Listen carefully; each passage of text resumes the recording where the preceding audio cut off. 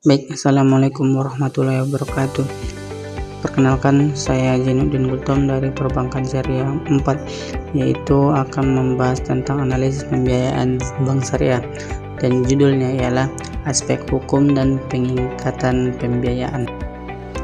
Latar belakang pembahasan ini ya, pembiayaan merupakan bagian integral dari aktivitas ekonomi yang memungkinkan individu dan badan usaha memperoleh dana untuk kebutuhan konsumsi maupun ekspektasi usaha. Dari pengingkatan pembiayaan melalui instrumen hukum memberikan jaminan atas hak dan kewajiban masing-masing pihak yang terlibat, serta mengatur tata cara penyelesaian jika terjadi masalah untuk utang. Dan di sini ada beberapa rumusan masalah dalam pembahasan kita ini. Yang pertama, bagaimana status hukum nasabah, perorangan, dan badan usaha dalam pengikatan pembiayaan.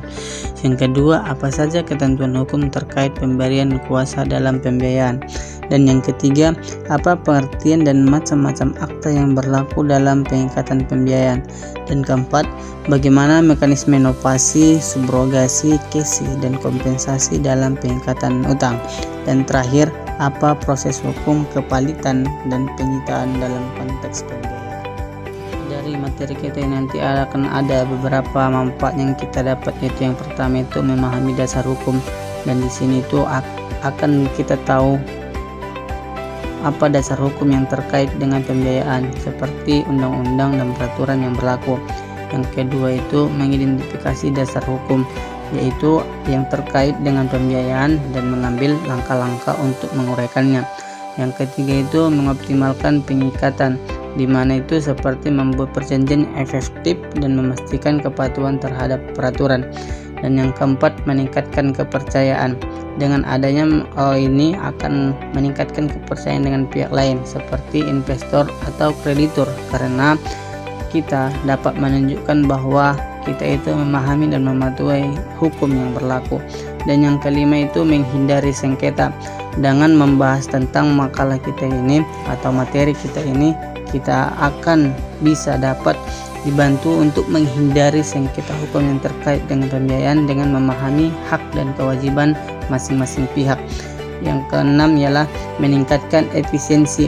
Dengan memahami aspek hukum, kita akan dapat meningkatkan efisiensi dalam proses pembiayaan, seperti mengurangi waktu dan biaya yang terkait dengan proses hukum. Dan yang terakhir ialah mengidentifikasi peluang. Dengan adanya ini, maka kita akan dibantu untuk mengidentifikasi peluang pembiayaan yang tersedia dan memahami cara mengaksesnya dengan efektif dan benar. Dan tujuan yang akan kita dapat ialah yang pertama itu menjelaskan status hukum nasabah dalam pembiayaan. Yang kedua itu menguraikan aspek hukum pembiayaan kuasa. Dan yang ketiga, memahami jenis akta dalam pengingkatan pembiayaan. Dan keempat, menganalisis proses pembaruan dan pengalihan utang. Dan terakhir, menjelaskan proses kepalitan dan proses penyitaan. Di pembahasan kali ini itu ada beberapa materi yang harus kita pelajari. Yang pertama itu yang status hukum, yang kedua memberi kuasa, yang ketiga jenis-jenis akta, yang keempat kompensasi. Baik, pembahasan yang pertama itu ialah status hukum, di mana status hukum nasabah adalah posisi hukum yang mengatur hak, kewajiban, dan perlindungan hukum nasabah sebagai pengguna jasa bank dalam hubungan hukum dengan bank. Nasabah diakui sebagai pihak yang menggunakan jasa perbankan dan memiliki hak atas kerahasiaan data serta perlindungan sesuai peraturan perundang-undangan yang berlaku. Antara lain yaitu Undang-Undang Perbankan, yaitu UU Nomor 7 Tahun 1992, dan Undang-Undang Perlindungan Konsumen, yaitu Undang-Undang Nomor 8 Tahun 1999, dan Peraturan OJK tentang prinsip mengenal nasabah dan perlindungan konsumen di sektor jasa keuangan. Baik, materi kedua ialah pemberian kuasa, di mana pemberian kuasa melibatkan pemberian wewenang oleh nasabah kepada pihak lain untuk bertindak atas namanya dalam lingkup tertentu, seperti penandatanganan dokumen pembiayaan atau tindakan hukum lainnya. Pemberian kuasa harus memiliki dasar hukum perjanjian yang sah dan dilaksanakan secara tertulis agar memiliki kekuatan hukum mengikat. Dan yang ketiga, ialah jenis-jenis akta, di mana pengertian akta itu ialah dokumen hukum yang menjadi bukti sah atas peristiwa hukum atau perikatan. Akta adalah dokumen resmi yang dibuat oleh pejabat yang berwenang dan berfungsi sebagai bukti tertulis atas suatu perbuatan atau perjanjian hukum. Akta memiliki kekuatan pembuktian yang tinggi di pengadilan, yang artinya isi dan keberadaannya dianggap benar sampai bisa dibuktikan sebaliknya.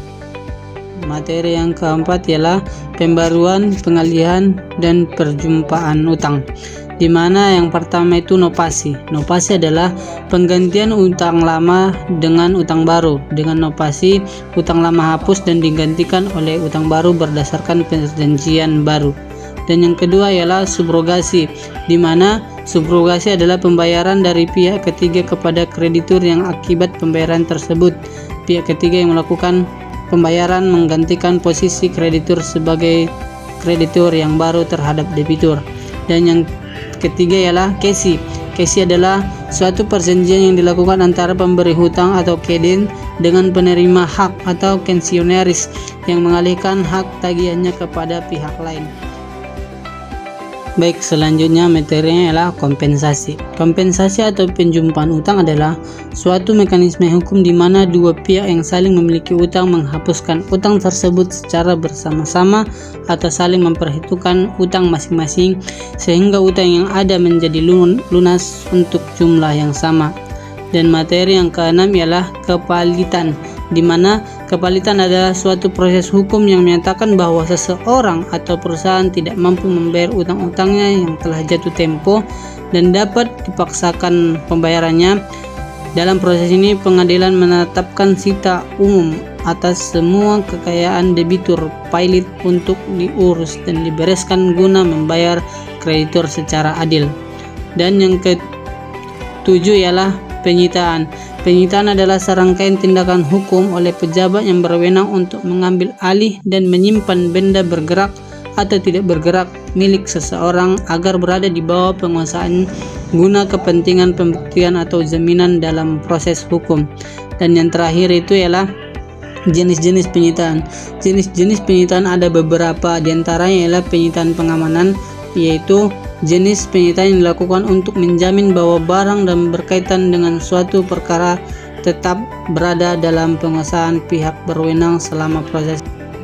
Yang kedua ialah penyitaan eksekusi, di mana tindakan penyitaan yang dilakukan berdasarkan putusan pengadilan yang telah memiliki kekuatan hukum tetap untuk melaksanakan putusan tersebut secara paksa terhadap barang-barang milik tergugat atau termohon guna memenuhi kewajiban sesuai putusan pengadilan.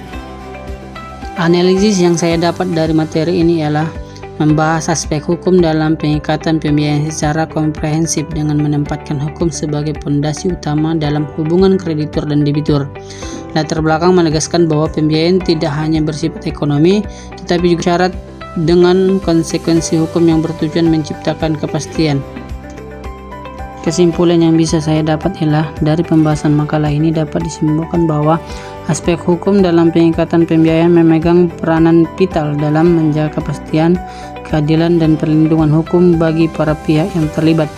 Status hukum nasabah, baik perorangan maupun badan usaha, menjadi dasar awal dalam menentukan hak dan kewajiban dalam perjanjian pembiayaan.